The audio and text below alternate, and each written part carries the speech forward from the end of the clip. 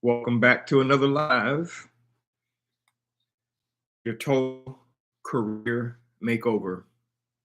Thank you so much for episode 16.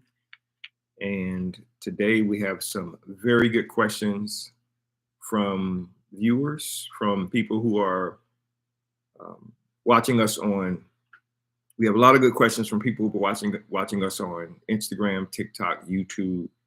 People have been sending me emails and direct messages. So I am going to pin my email address in the chat, coachdanielsmiley@gmail.com. And today I'm going to be answering your questions about interviews, careers, any question you have about how to get hired faster, find a job faster, how to negotiate pay. If you're in the interview process and you are wondering what all of that looks like and what's going on and why you're not getting called back and all of that good stuff, I will tell you exactly why.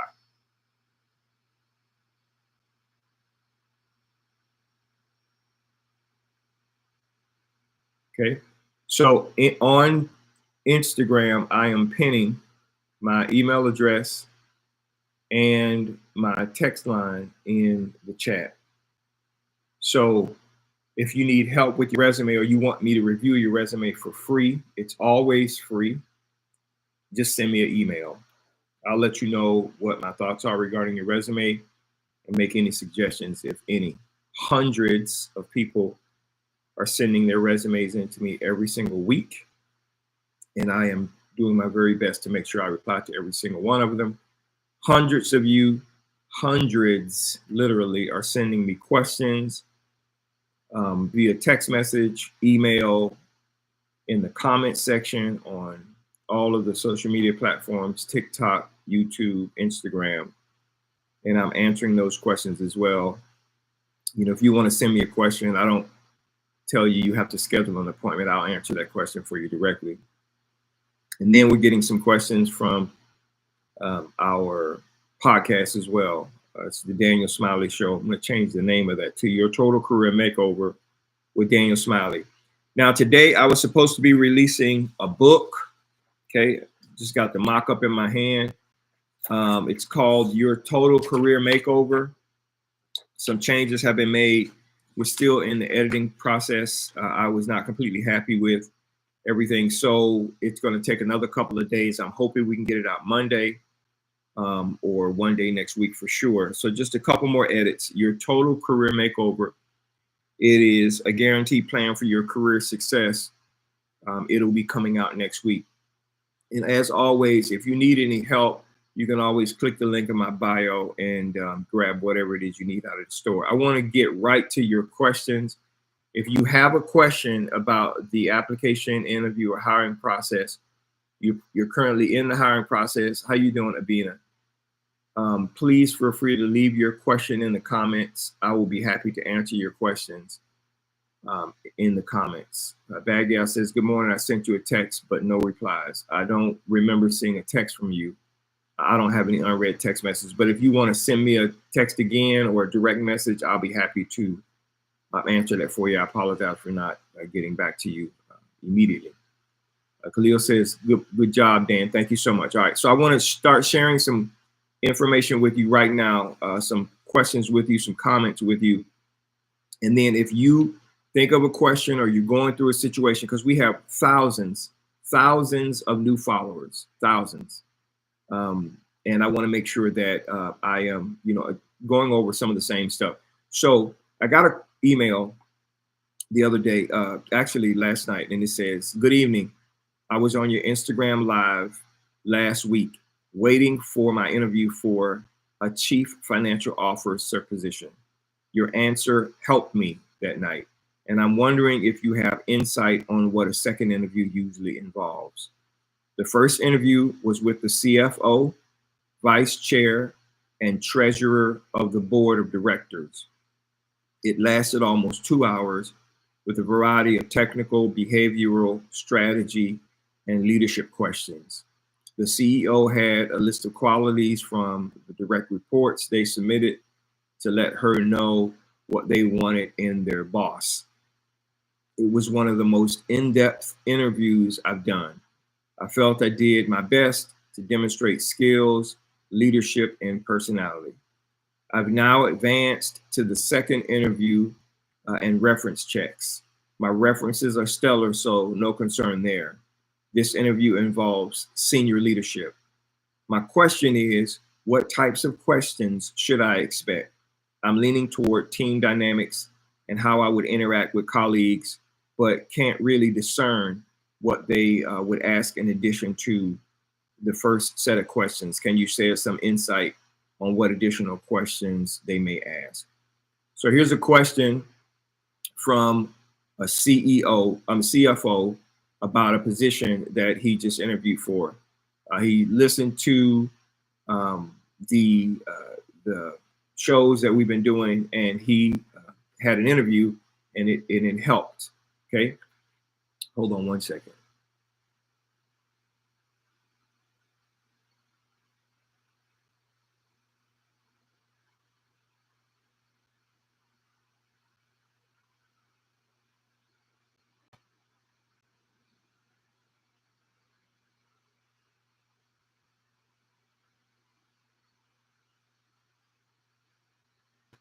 Okay. All right, I'm back. Somebody is messaging me. There is a guy that really is interested in me coming by and speaking to his staff. So I was just trying to respond and let them know I am on a live. I cannot talk to you right now. Okay, so here's a CFO he's interviewed. So let's talk about what this looks like, okay? So I responded to him, but I'm going to respond to you guys because this may be you. You may be a senior leader. You may be a C-level executive. You may be I don't know anything. You could be a forklift driver, customer service rep, and you want to understand exactly what's going on here. Okay, so number one, no one is going to interview you for 2 hours if they don't like you. Okay, so number one, you got the second interview because you did very well in the first interview, very well, and they really like you. They're typically with senior level executive type positions, they move the next phase is references, which I believe is a complete waste of time because everybody gives you a great reference, but they're moving on to references to check off that box because they're interested in potentially making you an offer. So you are like 95% of the way there. What's going to happen in this second interview? So with the second interview, you're going to be interviewing with senior leaders, other C-level executives.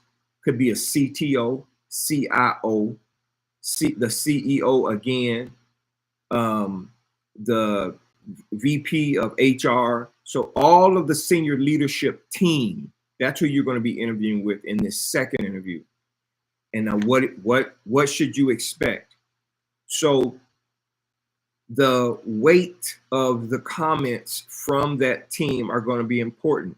So what you want to do is you want to make sure that you wrap your head around the vision, mission, and core values of the organization, because your job as the CFO will be to drive that forward from a financial perspective, right? So, effective communication, high levels of communication, managing teams, holding people accountable, and making sure everybody in the room, this is what everybody in the room wants to know from the CFO. Are you willing to come in here and serve the needs of my department? And the unequivocal answer to that question should be absolutely. I am here to serve the needs from a financial perspective, financial reporting perspective, from every person in this room on the executive leadership team. Now, the issue that executive leadership has in many instances is they want to run away with, make things happen with the money, right? So they have ideas about things that they want to do, projects they want to pay for, tools they want to buy. And typically the CFO is the person that kind of stops the spending, the unnecessary spending from any department heads. So they're going to want to know, are you going to be a partner with us? Or are you going to be like a money czar, right? So you got to find a middle ground. And part of that's going to be helping them to understand that you want to understand what their initiatives are and you want to make sense of it, everybody should be, when you reach that senior level executive phase of your career, everybody should bring the CFO some sort of business case about why they want something to be done, right? You got to show the pros and the cons and why spending this money makes sense, and that you're not just spending money because you got a wild hair up your butt, right? So you just need to help them understand that what you're going to do is listen to them, work out a business case with them to make it make sense. You may not be the final authority for making a decision on many things, but some things you are, and that you can take that business case to the CEO and get the approval, or the board, you can get the approval. So you're 95% of the way there. What you want to do in this senior level meeting, these interviews with the senior level executives in the organization, is just let them know you are going to be there to support them in any way, shape, form, or fashion they need it. So I hope that helps you. Please keep me updated on your interview. I would love to know exactly what's going on from that part, but I think you're pretty much there. So just, continue to be likable, do your thing, follow what we talked about, and you should be fine. Okay. Bunk says, blessings, Mr. Smiley. How should someone respond to a job offer where no relocation assistance is offered? If they're not offering relocation, you're gonna have to find your own way there. I got a question, an interesting question earlier that I did not read. It's from a couple of lives ago about relocation. So somebody says, should I reply to jobs in other cities? You know what I mean? If there's no relocation indicated. Yes, you should. I mean, you should, if you are willing to make the investment to relocate for the job. Again, if you guys have been on my lives for any amount of time, a month and a half or almost 2 months ago, I spoke to someone who was moving from, I think, Virginia to the Dallas area for a job. And it were a bank teller type position. She was relocating to this area. She ended up getting the job and moved within like 2 weeks.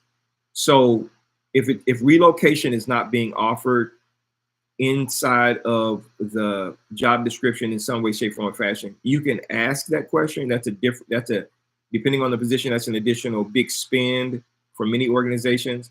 But unless you are willing to relocate yourself or at your own expense, don't apply for those types of jobs, because you're probably not going to get relocation assistance, just so you know. I hope that helps. Okay. If you have a question, you can leave it in the comment section.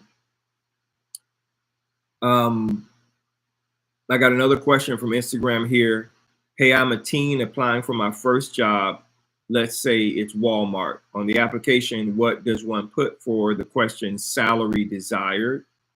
And also position applying for, when you don't know what positions they are available or hiring for.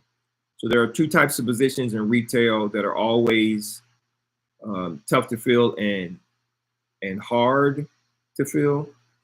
So one is customer service, like a retail cashier, right? Customer service of some kind. Stockers and people who work in their warehouse, right? So those positions. So if this is your first job, you don't know what you want to do, like to do. I always tell people there are two things. There are two ways to make a determination as a 16-year-old. If you had to make a choice about whether you're dealing with people all day or not dealing with people all day, which one of those would you prefer, right? Dealing with people face to face all day or not dealing with anybody all day? So if your answer is, I would prefer to deal with people all day, apply for a customer service position because you like the interaction with people, and that's cool. If you don't like dealing with people all day, do not apply for a customer service or cashier type position. Apply for a stocking position, a stocker. These companies always need good, reliable people who can stock, restock, load, unload all the time. And they always need people on the front end from a customer service perspective. If I were you, for example, my I would lean more towards dealing with people face to face, maybe a cashier or customer service versus the stocking, right? But you may be the type of person who likes to put headphones on and stock and do that kind of job. So you need to know that. Now, if you are a stocker, you have to know that you will, in some way, shape, form, or fashion, need to build up your customer service expertise, because there are some skills that you will need that are transferable along jobs as you go on in your career. Herb on Instagram says, any thoughts on salary negotiations? Is it ever a bad thing or time to ask for more money when receiving a job offer? So Herb, thank you for this question. I cover this topic extensively in my new upcoming book, Your Total Career Makeover, and I cover it all the time on lives, okay? So number one, you should always ask for more money. In my book, I give you the 10% rule. You should always ask for 10% more than the offer. You may not get it, but you should always ask for more money. Never not do that, okay? Now, I'm telling you because I know the room for 10% more is there in most instances, okay? Now, the tricky part and the way that I advise is, when should you ask for more money? Okay, when? You wait until they tell you what the position pays and until you have an offer in your hand. Okay, now, why is that important? Because pay is a qualifier. Okay, hypothetically, if you are interviewing for a position that pays $30 an hour, and during the middle of that interview, you tell them the minimum you are willing to accept for a job is $60 an hour, it's over. You are done. I don't care how good you are.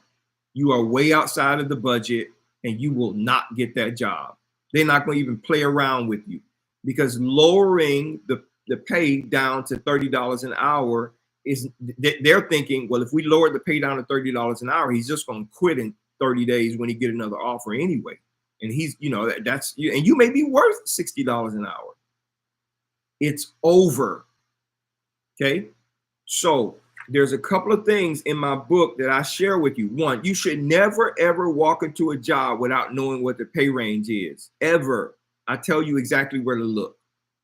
Okay. Glassdoor, Google, and Indeed. You can always find what the pay range is for your job and your market is. It's available to you right now. So you know that when you walk in the door. Now that you have that information, you know that the typical pay range for your job is $30 to $40 an hour. And you know you have, let's say, 10 years experience. You're at the top end of the pay range, $40 an hour. So if they come back to you with 35, you have data to show them, hey, this position in this market, in other companies doing exactly what we're doing, typically pays this amount. Once they show you the offer, are you willing to go to $40 an hour? Okay, or $44 an hour. That's 10% more. You should know that when you walk in the door.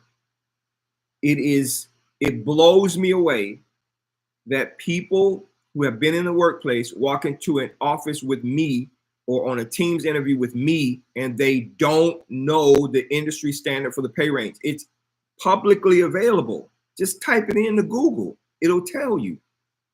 Now that you know that, you don't want to reveal your hand first. You don't want to show your hand first. Ever, ever, ever, ever, ever show your hands first. Okay. Now, I'm a little tricky as a recruiter. I get you to tell me that information in the pre-screen so I can get that out of the way. But most hiring managers, 99 out of 100, don't know this. Okay. Never reveal your hand. You want them to come back to you with an offer. Okay.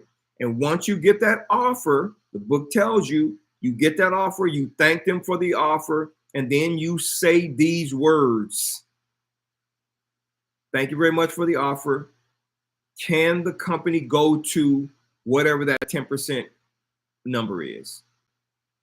Again, they may say no, but they also may come back and say, well, no, we can't do this, but we can do 5% or whatever it is, right? We can't go to 44, but we can go to 42. Is that acceptable?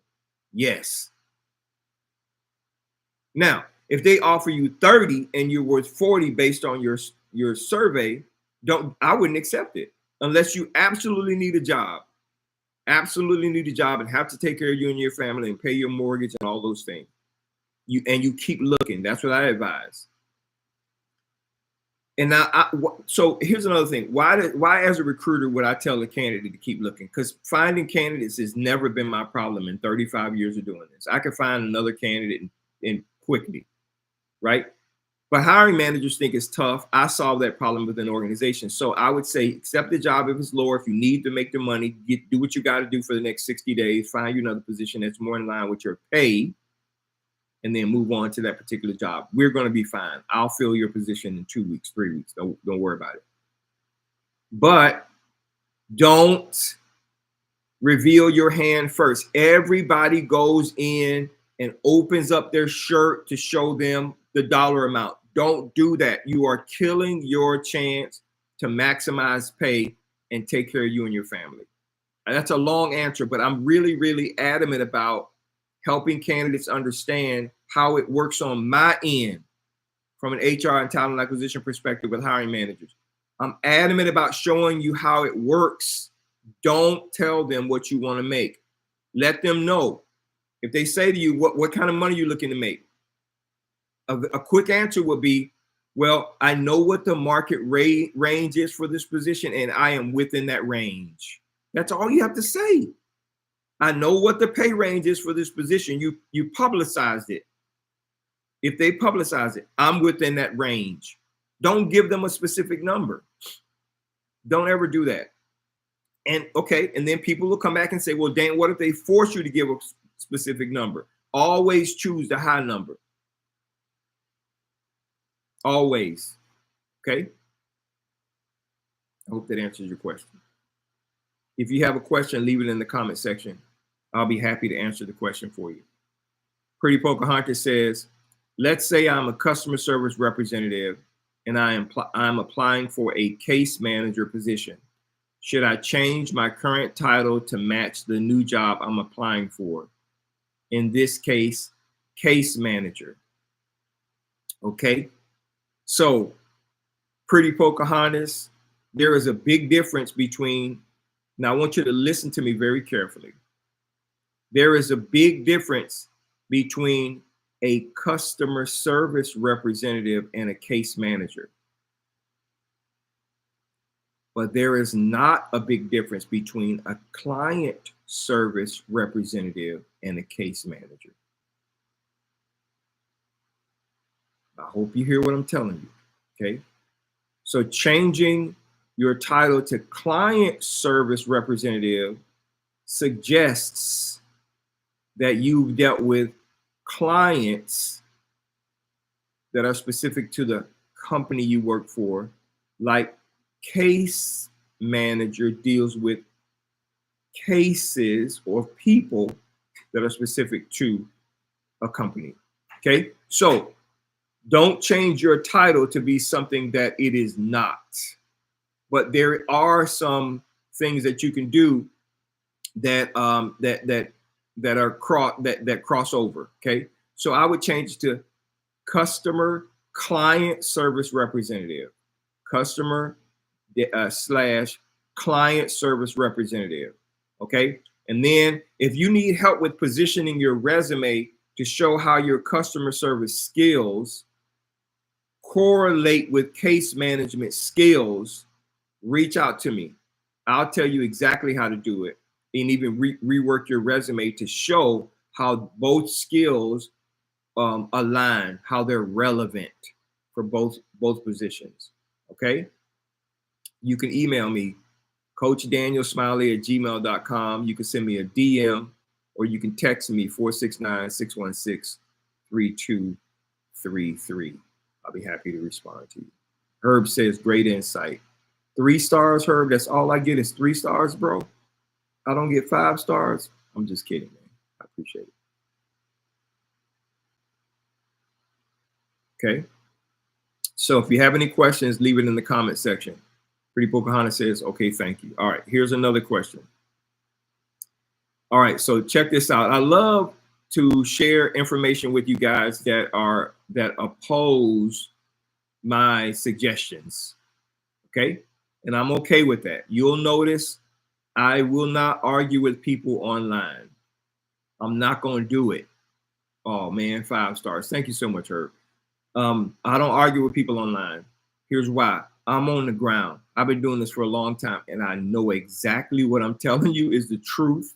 And people that one off or 2 off. So here's somebody that sends me a message about how I have you answer questions. So the way I have you answer questions is very straightforward and direct, plain and simple. And this person says, I don't like it. It's too generic and doesn't allow you to stand out next to the candidate that's coming in right after you. Tell them what skills you have that set you apart from the next guy, and explain how those skills will align with what their company needs. Now, this is an example of a person who may have watched only 2 or 3 of my videos, and they may have watched more, and that's fine. And this may be a person who is what I would consider to be part of the 1% interviewers out there. 99% of the interviewers are not like you. They don't care nothing about your personal life, your differentiating skills. They only care about your ability to solve their problems so they don't have to work as many hours and do as much work as a manager. I'm telling you what I know. Okay? So while you may be interested in knowing all of these differentiators, and that's cool, you are part of the 1 or 2% hiring managers who are at the top tier hiring managers. But the other 98 or 99% of hiring managers have no idea and they will not care about those differentiators. They want to know one thing. Can you fix my leaky sink? That's it. Can you do it? I have a leaky sink. Can you fix it? Yes, I can. And I don't have to go into all of the details about how I fix it. I've been fixing sinks for 25 years. I know what the typical issue is. It's the O-ring. And if I get into this particular part of the piping, I can change that out for you and solve your problem. That's all hiring managers care about. Can you fix my leaky sink? That's it. Just using it as an example. So I'm not trying to build a family. I already got a family. I'm not trying to gain another brother. I got 4 of them, right? I'm not trying to be your best friend. I got best friends. We are on the same team trying to fight a war against the competition, competitors, and we're trying to win. I want to know if you're the kind of person that's going to come on this team and utilize your skills as a sharpshooter to help us win in the marketplace. That's all managers care about. I could scream this into this microphone at the top of my voice. I'm telling you, that's what they care about. That's all they care about. And you going in there and telling them that you like the color purple, they don't care about that. They may hate purple, and that's going to end your chances of getting a job. I promise you that. I hear it every single day. Managers say, well, I didn't feel like there'll be a fit on the team. I don't think. You don't think? What are you talking about? This person has all of the things. Listen, I have submitted candidates to hiring managers who can do their job better than they can do their job. And they have rejected them because they are afraid that if they hire this person is going to be too much for them to handle. Listen to me. That's how most hiring managers think. So you will not get a chance to highlight your skill and ability and make things happen if you can't get hired. So So reserve all of that juiciness about you until you get an offer and get onboarded. Reserve it. I have lost jobs, me personally, because I was too juicy from a talent acquisition perspective. Okay, and I give, nobody else on the internet is going to be telling you this. At least I've not run across them. Okay, no one else. No one else is going to tell you that. The truth is you are in control. The candidate has the power. The hiring manager is looking to solve a problem and they're just looking for the right person to solve it. You have the power. Okay, I'm telling you that, but nobody's going to tell you that. You're not going to hear this anywhere else. You're not. You are the one that has the power. So you have to take control and advocate for yourself, because it's not going to happen for you. I like it when people send me these kind of messages. You have no idea how many hiring managers I have talked to that I want to step on their baby toe because they give me some dumb response like, I don't think this person is a fit. A fit in what way? She's been doing or he's been doing exactly what you're doing for the past 15 years. And they have quantifiable proof that they've done it. They've answered all of the questions to prove to you they're a 10 out of 10 on the skill scale. You don't think what? What don't you think? They can do the job. It's because they don't think that person is going to be a fit for the team. They may not be able to handle them, or they may be too much for that person to handle. That's the reason why. It's the overwhelming reason why most people don't get hired. It's not your technical expertise. It's because that manager didn't like you. Whether you like that response or not, it doesn't matter to me. I know what I see live every day. Saw it yesterday. Saw it the day before yesterday. Saw it last week. I know it happens every day. Princess Pink Shoe says, tight, but it's right. I'm learning you have to remove the fluff and stuff. Absolutely, you do. Go to work, do your job, maximize the amount of money that you make, and go on a date with your significant other. Enjoy your family. Because at any moment, you think you're all likable. At any moment, they can pull the plug on you for some reason, right? And you got to understand that. So, I like it.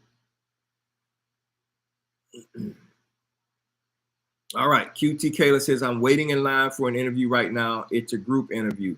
Congratulations. Keep me posted on that. I would love to know how that goes. I appreciate you. All right. I have another person who is opposing what I've said. And again, I like this. That's cool. So it's the question. So I tell you at the end of an interview, there's only one question you should ask, not 10, just one. And that is, when would you like for me to start? And this person says, please don't ask that question. It can create an image of arrogance instead of confidence. It could also seem as a method to undermine the interview process and create unnecessary ease and awkwardness. Instead, ask thoughtful questions about the organization and the overall fit against your experience. If you must be bold, ask for feedback regarding your fit and if there's anything you can further clarify about your background. This is another clear example of a person who may have watched one video and they come up on this platform and they give some sort of feedback like this. Okay, so I will not call your name out on the live, but let me explain something to you. If you watch my content any amount of time, you will know that I tell people never, ever, ever walk into an interview without knowing everything about the company. I have a guide, and it's one of the chapters in my book, What You Should Know Before You Go. The thing that's nails on a chalkboard to me as a talent acquisition leader is this. When a person walks into the organization to an interview with me, and I'll say, Have you heard about us? And that person says, no. Oh my goodness. Wait a minute.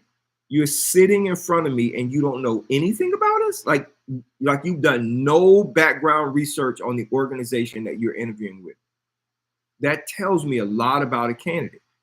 So I tell people, never, ever go to an interview. When I do one-on-ones with managers, when I do one-on-ones with clients, I ask them the same question. Tell me what you know about the company. And if they don't tell me if they can't tell me everything they know about the company, I will go to the website and I will tell them everything they need to know. You should never, ever walk into an interview without knowing everything. Okay. That's why I understand your question. You haven't watched the content, and that's fine.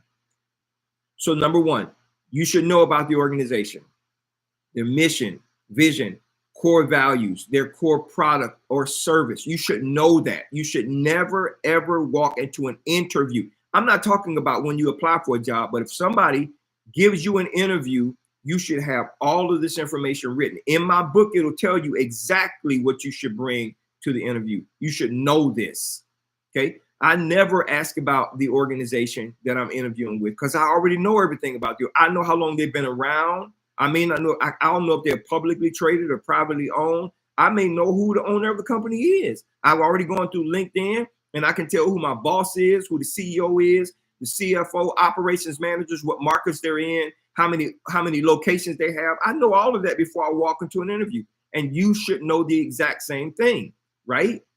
Again, it is putting you in a position of power, of control, okay? So since you know all of that stuff, and you know that this is the kind of company that you would want to work for, what are you asking organizational questions for? You've been interviewing with this manager for 30 minutes to an hour. You like this person.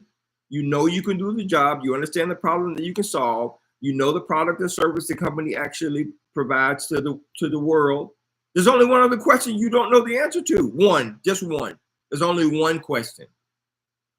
Dan, when would you like for me to get started? So why do I have them ask that question? Because you don't know the answer to it. And you're making the hiring manager show their hand first. Never ask that question if you don't want to work for the company. But if you want to work for this company, pull that question out. When would you like for me to work? When would you like me to get started? It's not arrogant. It's not, you're not being overly confident. You're trying to get them to, you're trying to see if they are as interested in you as you are in them. And their response will tell you if they're interested. Just like the CFO in the beginning of this live, send me this long email and I explained to him, you are 95% of the way there. They're doing references and they're having you come back and talk to the executive team.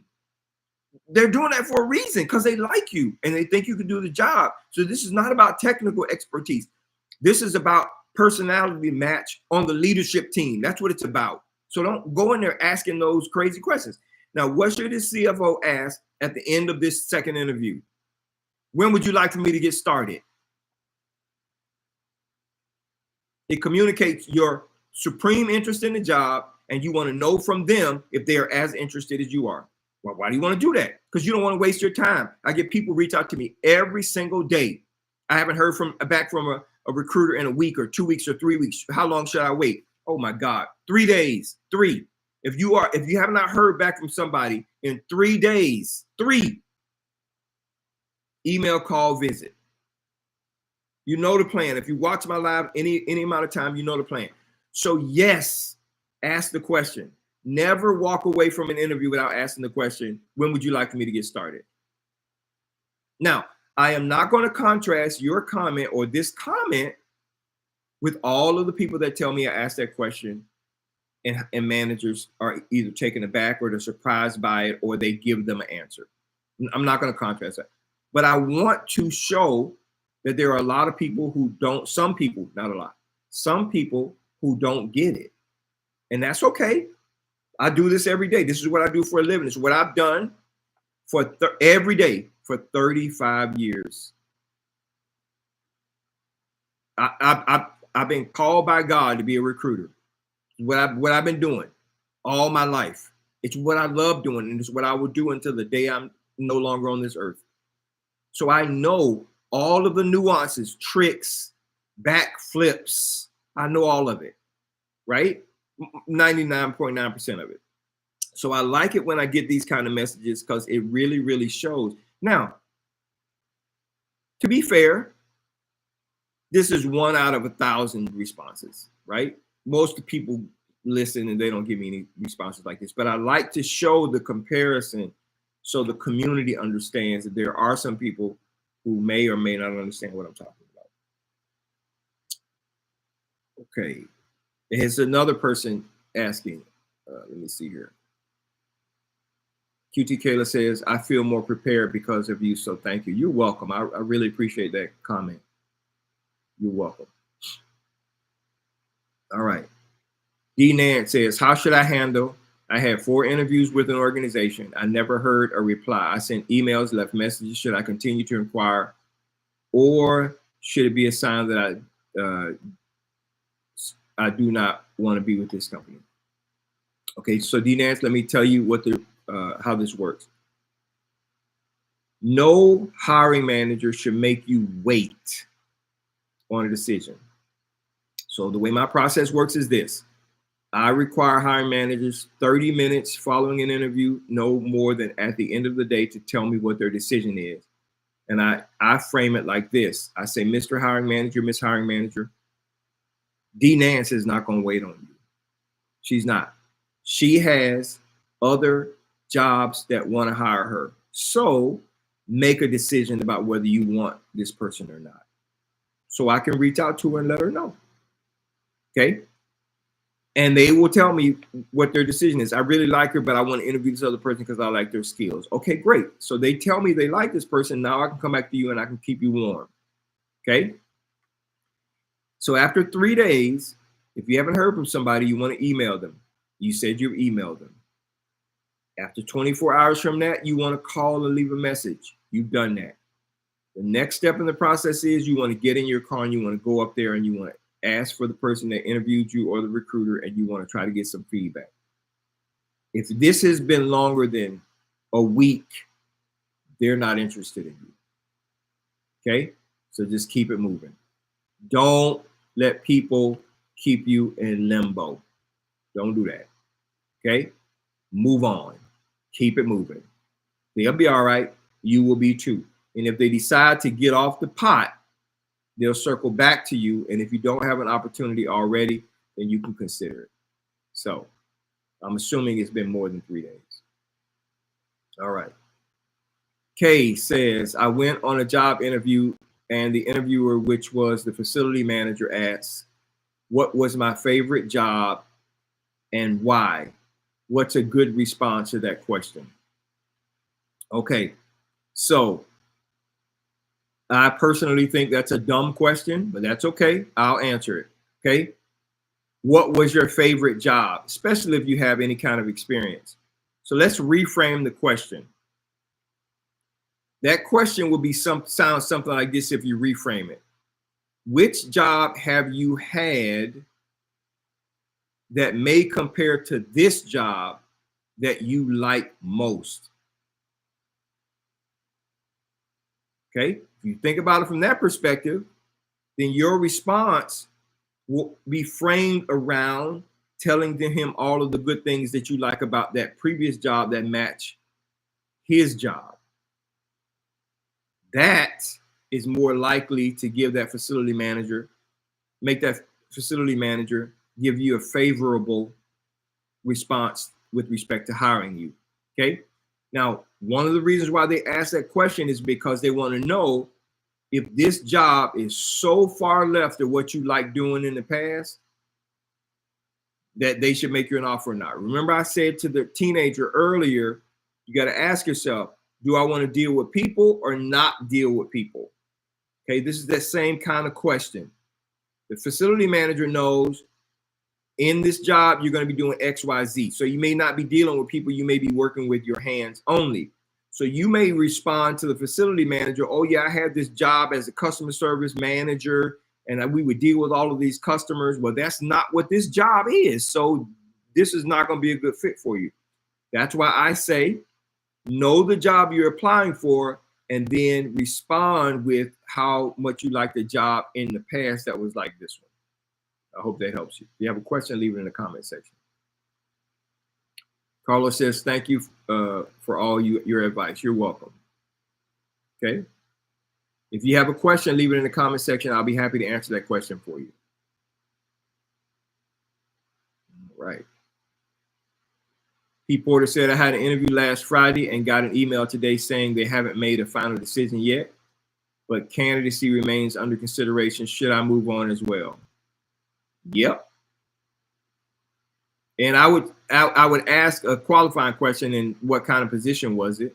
If it is not a senior manager or executive type position, then it doesn't take them that long. I'm gonna tell you what they're doing. They're trying to get other candidates to interview. They like you, but they're trying to get other candidates to interview because they believe that they can find somebody that's better. So in this instance, the hiring manager would have come back to me and say, I really like him. I don't know if he's like a total fit. If he's the only choice I have, I will I'll take him, but he's not like 100% fit for me. So can you get me some more candidates? That's the conversation that they're having behind the scenes that you don't know about. So I'm telling you, you're not somebody they believe who would be a supremely qualified fit for the job. So I would move on. Okay. Party Boy asks, what question should I ask the interviewer? There's only one question you should always ask the interviewer, only one, not 10, just one, and that is, when would you like for me to start? And you should do it at the end of an interview. When they ask you, what question do you have for me? You should say, well, thank you so much for your time. When would you like for me to get started? That's the only question you should ask a hiring manager. That's it. Okay. Kayla Jolie say, yes, that was literally the exact scenario. Thank you so much. You're very welcome. I appreciate it. P. Porter says, thank you. All right. Got another question here from the community from Instagram. Can you address this? When your company has meetings, I address in my book, I talk about how to get promoted on the job, how to make more money on the job, how to get pay raises on the job. That's one of the chapters in the book as well. It's probably one of the longest chapters. So we talk about how to get a job, but I'm telling you from an HR perspective how to navigate and get more money easily as well. So this follower from Instagram sent me a message that says, hey, Dan, can you address this? When your company has meetings and consistently want everyone to go around the room, around the table to have people speak and share personal views on their life, and you do not know these people, not on a personal level, how do you handle this? Okay, listen to me. Work ain't personal, and your personal life ain't got nothing to do with work. Okay, so what I would advise, I'm going to give you two pieces of advice here. What I would advise is find something that's bland and boring and non-threatening and share that. Okay, because you want to make sure that you're a team player. I know you don't know these people, but you might want to talk about something that's bland and boring and that's not, you know, like a football team you like or a baseball team you like or something like that, right? So that's cool. You can share some stuff like that, or restaurant you just recently went to that you enjoyed, or a meal you like, or something about your wife or your whatever, right? You know, anything. It's something simple. Don't share too much information, but be bland, or a pen, ink pen you got that you like, whatever. You don't want to share too much personal information, okay? People, they get into trouble doing this when they are working inside of organizations. What happens is you give a lot of information about yourself and you think it's causing people to like you more, when the truth is, you know, they could be talking about that behind your back, or they feel some kind of way. Maybe it was a personal situation they had in their own lives. So you want to participate in a meeting because you want to be a good team member, but you don't know who you really can trust yet, or who you know, or you don't have any idea about that. That's going to come in time. So just share something that's simple and easy. Like, I play golf. I like playing golf, so I'm probably going to share something about golf. right? Well, I just bought a new 7-iron or driver or whatever, right? Most people are not going to understand it in the room, and that's cool. So I'll just share something simple like that. That's for my personal life. I love playing golf. And I'm playing golf this weekend at a golf course that I like, and that's it. So don't share anything else. Okay? All right. Jackie, hello. What are your thoughts with reduction in force, but they replace you the same month? Okay. So first of all, I would like to know if they replace you in the same position. If it was reduction in force, did they give you a severance? You know, most states are, at will states, so they can terminate you anytime they want to, with or without a severance. So if they reduced force and gave you a severance, I mean, I wouldn't take it personally. I just wouldn't, especially if you didn't have any bad, reviews or bad, employee reviews or HR reviews. I wouldn't take it personally. And here's the good example of, they really don't care about your personal life like that. They don't. It happened to me, been there, done that. Okay. So they don't really care about your personal life like that. Just move on. Take the severance, move on to an organization, and thank God that you may have dodged the bullet. Okay. If they replace you in the same month, it could be because they realize, oh my God, we made a mistake. We need somebody in this role. And they could hire somebody that either is at the same level or not at the same level. It just could have been a mistake. But thank God that you're not there. I have held on to the emotion and the feeling of jobs that have had a reduction in force for me as well, but it ended up being a blessing. Okay. So I would say just keep it moving.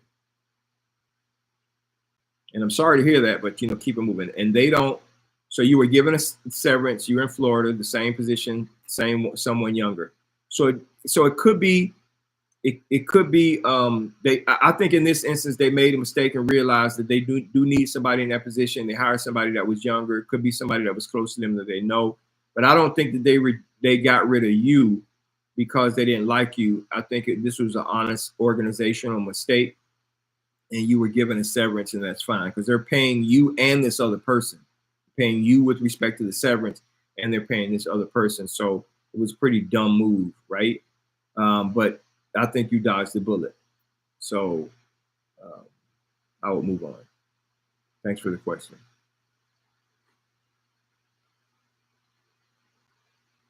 All right.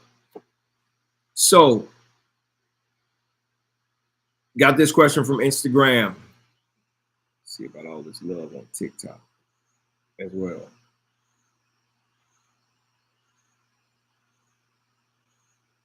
Got another question from the community. And that question is, I had a phone interview last week on Tuesday, and then an in-person interview for entry-level job Friday morning. The interview was very short. They asked maybe 4 or 5 questions and gave me a tour. When should I reach back out to the recruiter?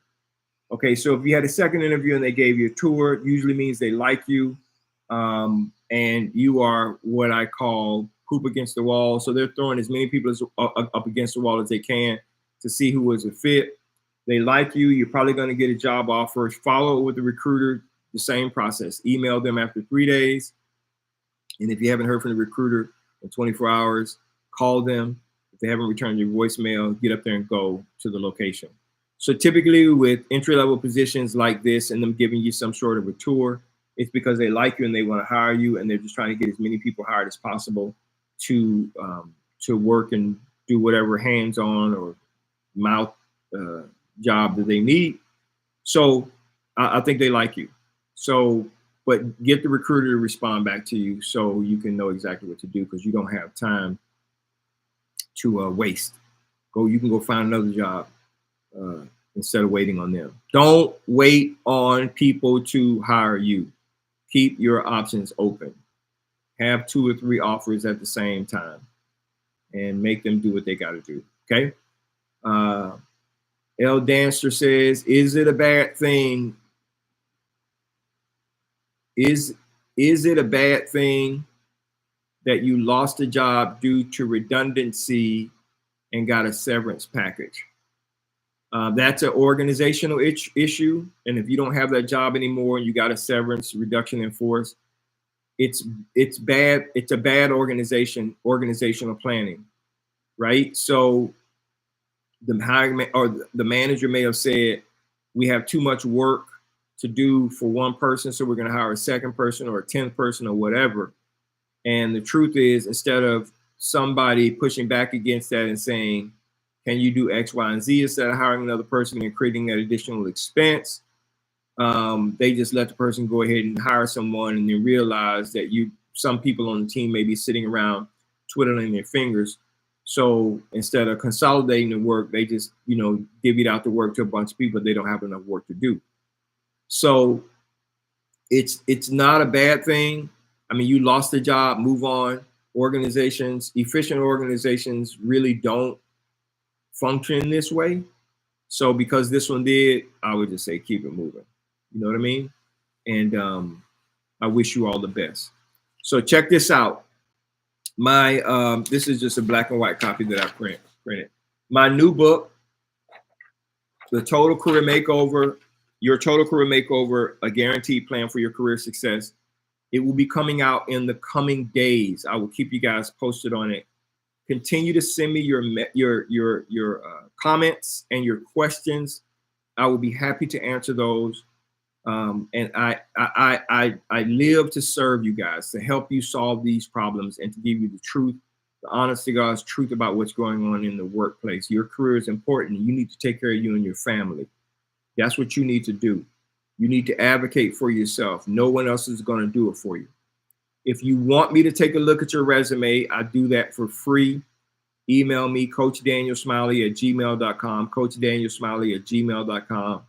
If you have a question you want to ask me, you can email me or you can text me, 469-616-3233, 469-616-3233. One more time, 469-616-3233. If you're not following me, take a look at all of the content, see if it's something that interests you. If you're getting some of the answers that you want, please follow, share the content with other people.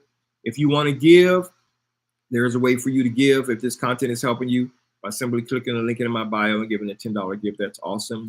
If you can do that, that's great.